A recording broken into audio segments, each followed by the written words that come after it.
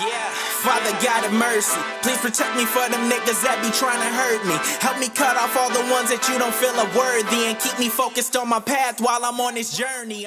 My uncles had like a little music setup. I was about 9 or 10. He had a music setup at their house, and they had a guitar and this little 8-track like little recorder. It had like 5 or 8 channels.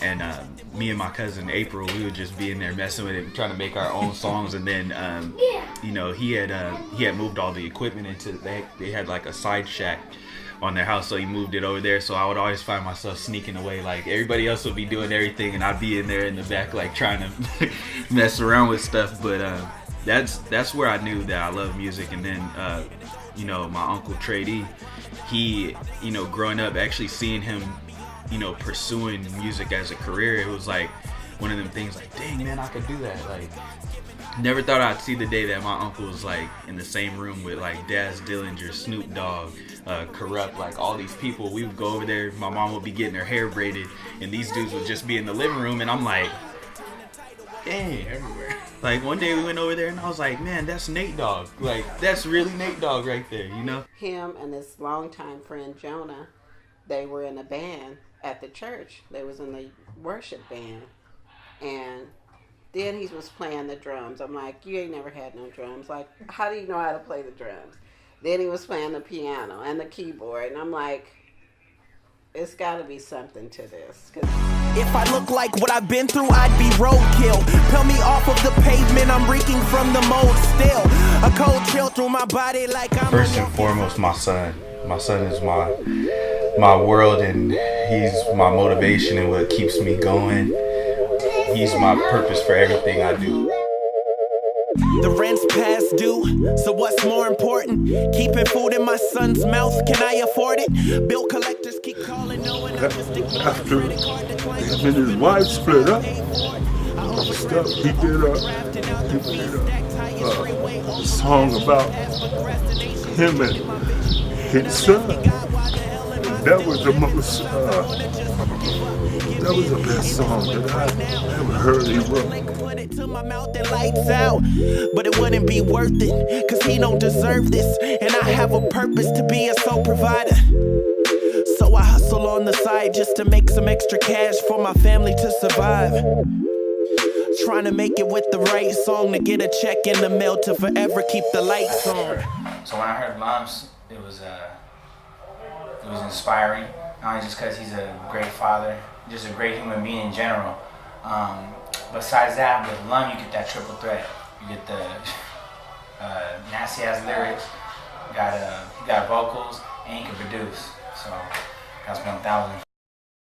I know it sounds cliche, but like he's different, you know? Everybody does one certain thing and then that's their style. But LuMm, when you come with a track, the next track is always gonna be something different, and you're like, damn, let me do that too. Like, you feel me? Like, it's just that he's always coming with something new. He's never like shy about branching out and trying something else. You know, he has that unique sound. He can sing, he can rap. You know, he can go bar for bar with anybody. To that, and show people that we got talent out here. You know, so stop being consistent.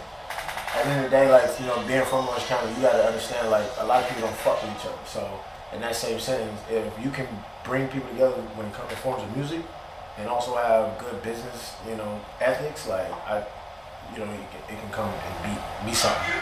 LuMm brings definitely something major. Like, to me, you know, besides myself, I say he's probably top 5 out here. From what I seen in the beginning to now, I think he could be a good influence as far as writing for people. He has a dope performance act, so I think he could be like a good mentor, moderator. That's what he was for me. You know what I'm saying? So in order to please the crowd, you gotta please your surroundings.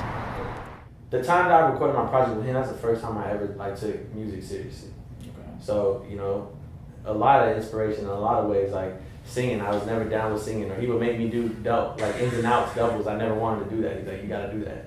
And now I see why, because it sounds better. I pay attention a lot more. Like, I think before doing music, I paid attention a lot more to like just the raps and the lyrics. But now I pay attention to sound, and that's a lot. Heavily influenced by LuMm. You don't see nobody the way that he is. You know, while he's making that beat, he's putting his own piece of his soul into that beat, you know what I'm saying? Or when he's recording somebody's music, you see him like, even it don't matter who you are. I think LuMm can really like find something in you and tell you that's how you make that song better. White saliva, I'm a beast, I feast on these survivors. Spitting nicotine long before they found him a lighter. Whoever told you I'm done rapping's a fucking liar. I just been working like Jamaicans making more fire. Prophetic messages that'll silence the hecklers. But ladies love me like Cool James minus the necklace. The weed and liquor had me gone in 60 seconds. Mama sanitized my mouth, now I'm spitting, it's disinfectant. Naked but not exposed, choosing but never chose.